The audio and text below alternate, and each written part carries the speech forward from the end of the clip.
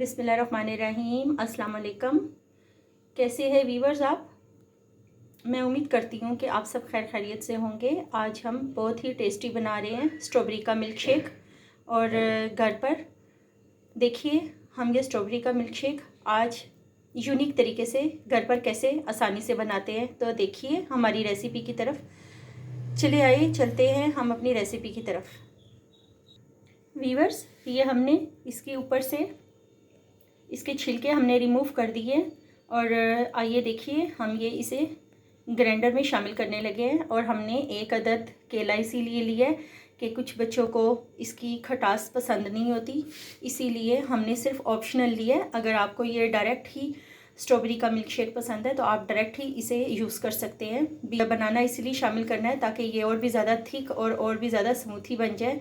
और दूसरी बात कि इसके अंदर जो स्ट्रॉबेरी की एक अपनी कुदरती खटास होती है वो भी इस बनाना की वजह से बीच में ज़्यादा शामिल नहीं होगी। और आप छोटे बच्चों को भी ये दे सकते हैं। बनाना की वजह से उनके गले की कोई प्रॉब्लम नहीं उन्हें होगी।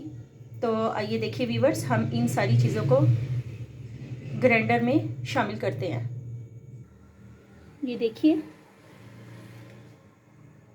और ये हमने तकरीबन 5-6 हमने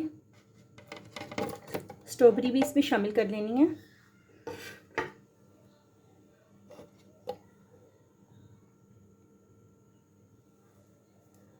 और अब हमने इसमें तकरीबन 3 से 4 चम्मच शुगर के भी शामिल कर लेने हैं ताकि इसके अंदर इतनी खटास ना रहे। कुछ लोगों को ये बहुत ही खटास पसंद होती है, लेकिन मुझे ये इतनी ज़्यादा खटास पसंद नहीं है। अब हमने इसमें 1 गिलास मिल्क का शामिल कर लेना है।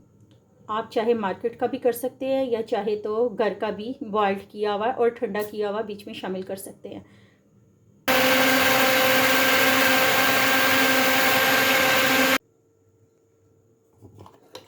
ये देखिए वीवर्स, हम स्ट्रॉबेरी का मिल्क शेक इसमें शामिल कर रहे हैं। और इसके सिर्फ 2 ही महीने होते हैं, मार्च और अप्रैल के। और आप इन दोनों महीनों में जितना भी हो सके स्ट्रॉबेरी का मिल्क शेक पी सकते हैं। ये सिर्फ 2 ही महीने आती है, इसके बाद ये आना बंद हो जाती है। तो अगर आप चाहे तो इसे सेव करके भी फ्रीज़र में रख सकते हैं। ये देखिए वीवर्स, हम लोगों ने ये स्ट्रॉबेरी का मिल्क शेक तैयार कर लिया है। और ये देखिए माशाल्लाह से कितना ही मज़े का बना है। और इसमें हमने एक अदद बनाना भी शामिल किया था। तो ये देखिए वीवर्स, अगर आपको मेरी ये रेसिपी पसंद आई है, बहुत ही इंस्टेंट और बहुत ही जल्दी मैंने ग्राइंडर में इन्हें ग्राइंड किया है। और ये गार्निश देखिए मैंने कितनी ज़बरदस्त की है।